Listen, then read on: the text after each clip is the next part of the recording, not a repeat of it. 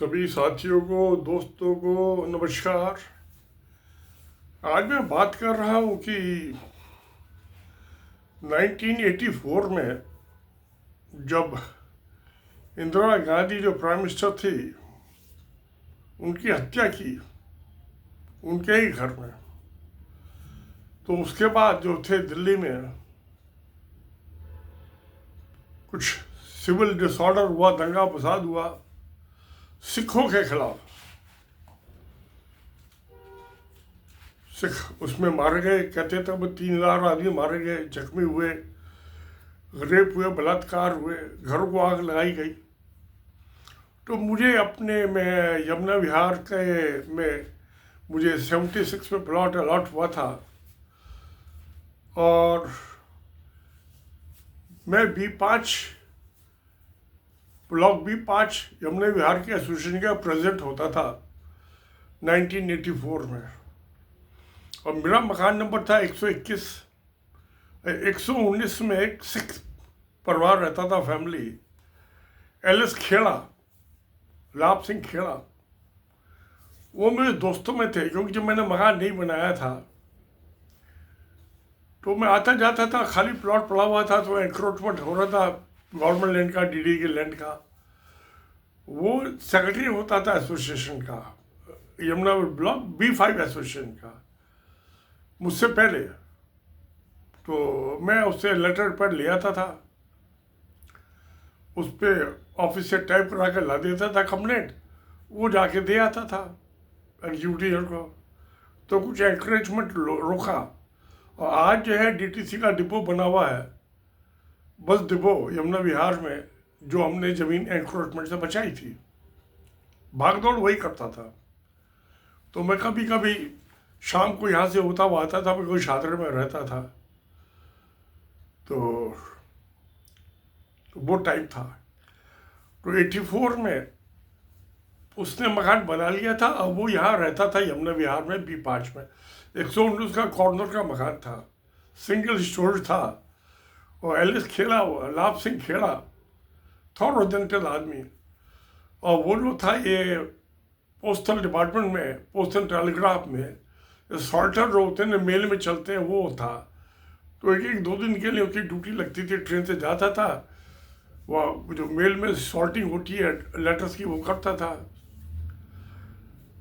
तो जब 84 का दंगा हुआ, अच्छा वो जो था यह गुरुद्वारा जब बना C ब्लॉक में सिखों का, तो उसका भी वो सेक्रेटरी बन गया। वो सोशल आदमी था।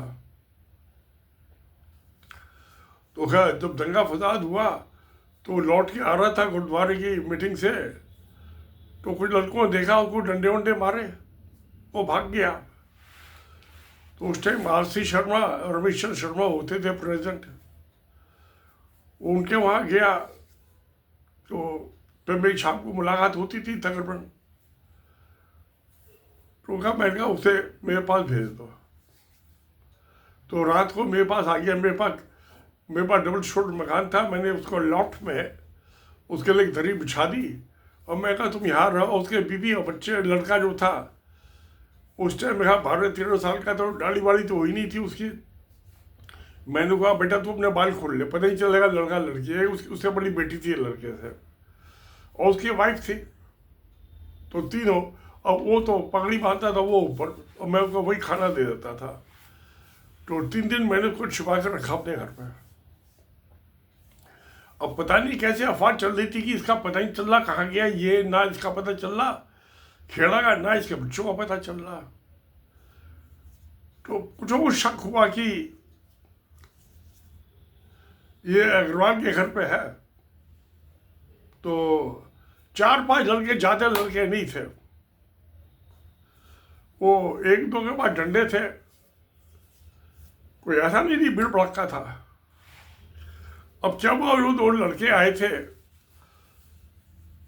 4-5 होंगे, 6 होंगे ज़्यादा थे। उनको 2 को मैं पहचानता था क्योंकि प्रेसिडेंट था एसोसिएशन का। वो सुंदर डेयरी है गुजर, उसके दोनों बेटे थे। तो उसमें से जो बड़ा वाला था उसने पूछा, रिश्तेदार है आपके घर में?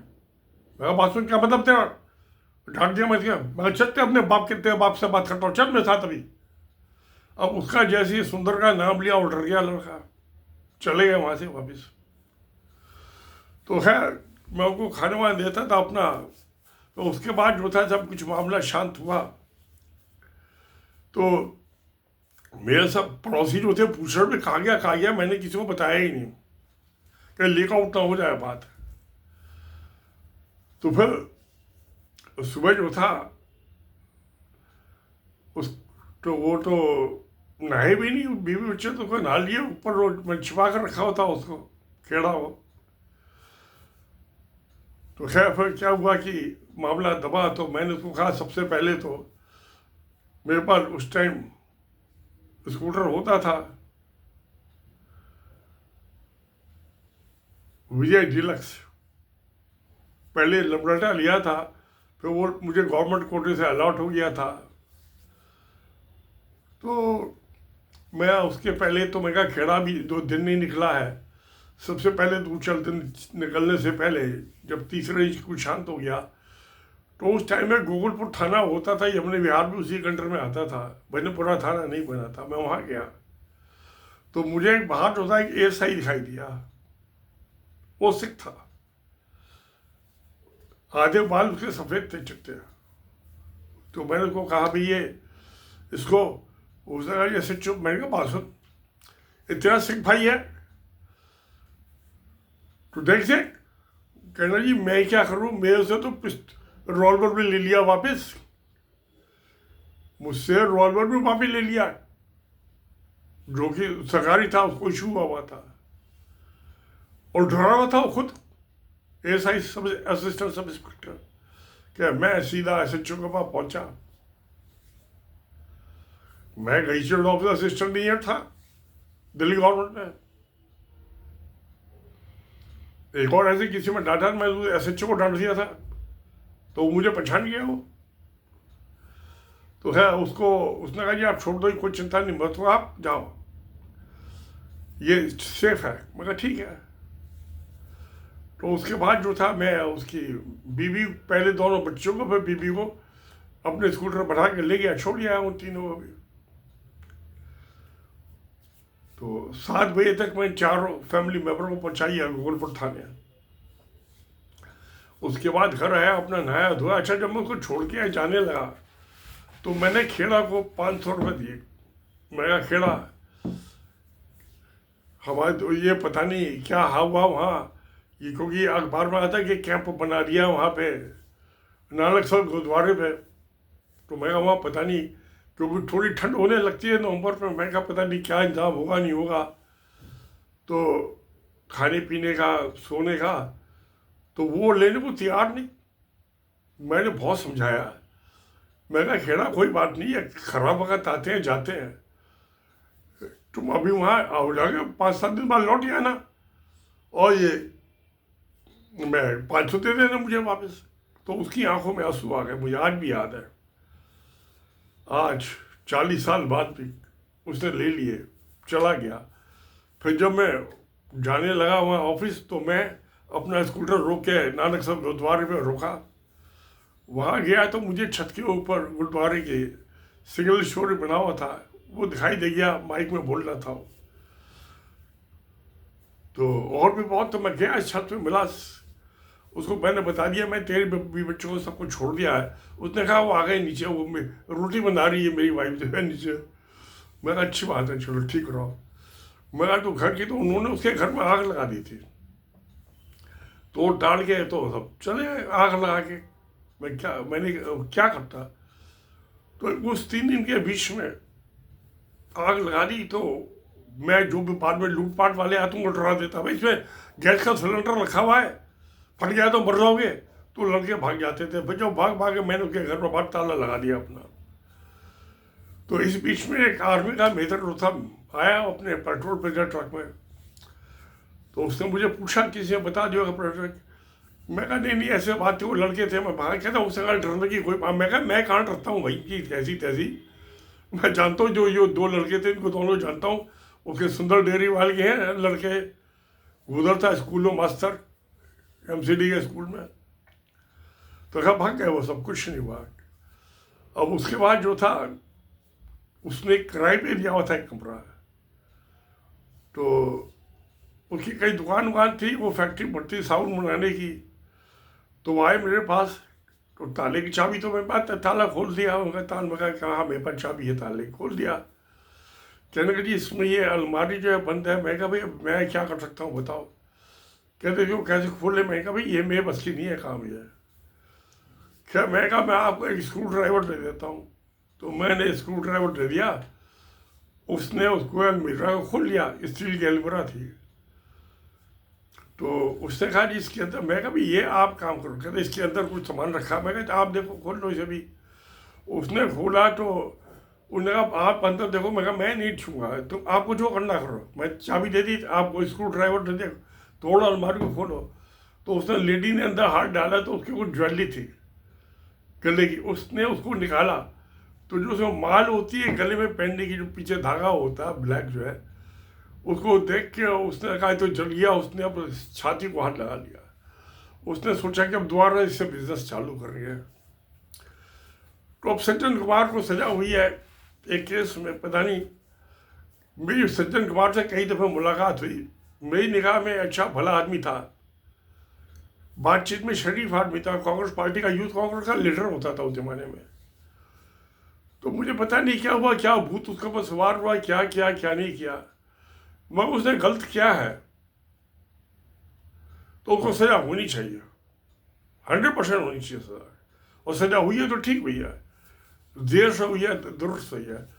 तो जिन आदमियों के साथ इस किस्म की हत्याएं हुई, लूटपाट हुई, मैं समझता हूँ इसके अंदर एंटी से कुछ कम था, लूटपाट ज़्यादा थी। उसको मारतूम की दुकानें लूटी जा रही हैं, बड़े बड़े शोरूम लूटे जा रहे हैं, जो बाद में मीडिया में आई, अखबारों में। तो ये फिल्मिस्तान में आज़ाद मार्केट है, सब सिखों का मार्केट था, लूटपाट ज़्यादा थी उसमें। और ये वो बड़े गैंग नहीं थे, 2-2, 4-4, 6-6 झुग्गी झोपड़ियों के लफंगे थे ये। पुलिस आसानी से रोक सकती थी, एक हवलदार हो सकता, उसको देख के मैंने भगा दिया उनको 5-6 लोगों को, तो पुलिस का तो सिपाही भगा सकता था।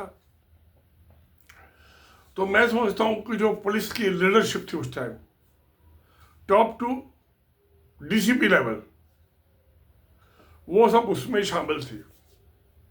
वो जो दंगे फसाद हुए पुलिस की मिली भगत से हुए हैं। और पुलिस की मिली भगत से हुए तो मैं समझता हूँ कि ये पॉलिटिकल कुछ डायरेक्शन होगी उन्हें, उसके बिना पुलिस भी काम नहीं कर सकती। तो ये कुछ पॉलिटिकल डायरेक्शन थी, अबटमट था, और उनकी नालायकी थी पुलिस वालों की, जिन्होंने अपनी जो उनकी ड्यूटी है उनको ड्यूटी को नहीं निभाया। दिल्ली पुलिस में बहुत से सिख थे, हमेशा से रहे हैं।